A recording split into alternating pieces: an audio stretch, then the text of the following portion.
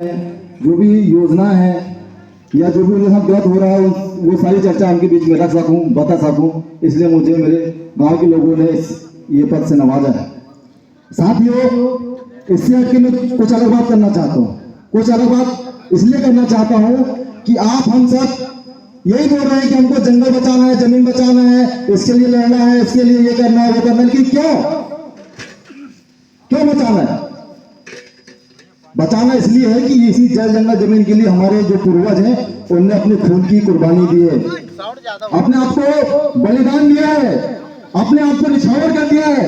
जैसे देख लो रघुनाथ शंकर साहब जी जिनको टोस के मुंह में बांध तोड़ दिया गया, वैसे देख लो बिरसा मुंडा जी जिनकी बकरे से खाल मारी गई, ऐसी तमाम जो शहीद है, राय दुर्गावती जी हुई, हमारे कोरिया में शहीद हुए राणा भाई भुट्टो भाई बिरजू भाई, सामने से बंदूकों से लड़े और वो तीर कमाना हत्या से लड़े। हम बार बार बोल रहे हैं कि भैया हमको जल जंगल जमीन बचाना है, बचाना है। कुछ लोगों को समझ में नहीं आ रहा भाई बचाना क्यों है। कुछ लोगों को इसकी अहमियत नहीं पता, इसलिए नहीं पता, उनको पता नहीं कि हमको ये कैसे मिली और कैसे प्राप्त हुई है। ये आप हम सबके बाप की कुर्बानी है, हमारे जो पूर्वज हैं उनकी कुर्बानी की देन है। जो आज हमारे पास 1 एकड़ 2 एकड़ जमीन बची है, उनने हमारे लिए लड़ा है और हम अपने आने वाली पीढ़ी के लिए लड़ सकते हैं। लड़ सकते हैं ना, तो लड़ेंगे भैया। मर जाएंगे तब, विस्थापन हो जाएंगे तब, हमको लूट लिया जाएगा तब। कब? आज से कुछ साल पहले इसी तकाई में यही कार्यक्रम था और यहीं पर मैंने उस समय बोला था भैया हम सबको एक होना है, इकट्ठित होना है, क्योंकि हमें अपने आप को बचाना है, अपनी आने वाली पीढ़ी को बचाना, तो लड़ना ही पड़ेगा। और लड़ना है तो एक जगह आना ही पड़ेगा।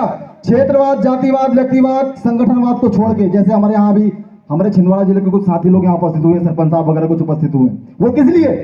क्योंकि ये आज हमारे यहाँ हो रहा है, कल को उनके यहाँ भी होगा। वो आज हमारी इस लड़ाई में हमारे साथ है, कल हम उनकी लड़ाई में उनके साथ होंगे कि नहीं होंगे? किसकी लड़ाई है ये? मेरी अकेले की लड़ाई है क्या? भैया अकेले की लड़ाई है क्या? यहाँ जो बैठे सबकी लड़ाई है क्या? किसकी लड़ाई है? समाज की लड़ाई है। तो लड़ेगा कौन? कौन लड़ेगा? लड़ कौन रहा है? कौन लड़ रहा है यहाँ से सब सुन के जाएंगे, भूल जाएंगे। भैया ये ऐसा समय आने वाला है कि आज आप छत्तीसगढ़ के हाल देखो, वहां बंदूक की नोक में आपको उठाया जा रहा है, आपके लोगों को उठाया जा रहा है। वैसी स्थिति ना हो, इसलिए आप सभी से निवेदन है कि अपने आप को इतना सक्षम, इतना काबिल बना लो कि अपनी आने वाली पीढ़ी को बचा सको। क्योंकि आज मैं ऐसा मानता हूँ, मैं कुछ साल पूर्व ये बोला था कि मैं पहले ऐसा अपने बाप को ऐसा बोलता था कि बेटा तूने हमारे लिए क्या किया, तूने हमारे लिए क्या किया? तो वो बोलता था कि बेटा जो भी किया, मैं पीता था, नशा, जो भी किया था, ये आज तेरे पास 2 एकड़ जमीन है ना, वो मेरी दे। लेकिन आने वाली पीढ़ी भी आपसे सवाल करेगी भैया आपने मेरे लिए क्या किए, तो आपके पास क्या है जरा बता दो। कोई क्या ऑप्शन रहेगा आपके पास? है कोई ऑप्शन? आपका व्यक्ति सबसे ज्यादा क्या करता है? गड्ढे खोदने का काम।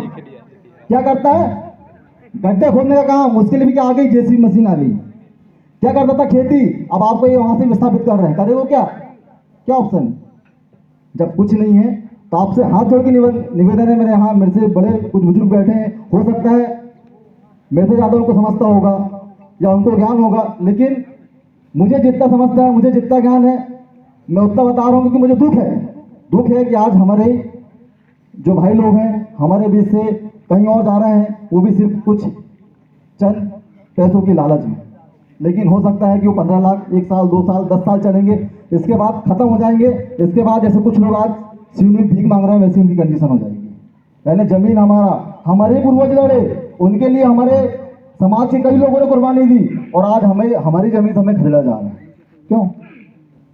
ये आप हम सबकी नाकामी और कमजोरी है। वो इसलिए कि हम एक नहीं है, हमको फर्क ही नहीं पड़ता कि तकाले में क्या हो रहा है, इससे कर्मजरी के लोगों को लेने देने नहीं। कर्मजरी में क्या हो रहा है, बादल पार के लोगों को इससे लेने देने ही नहीं है।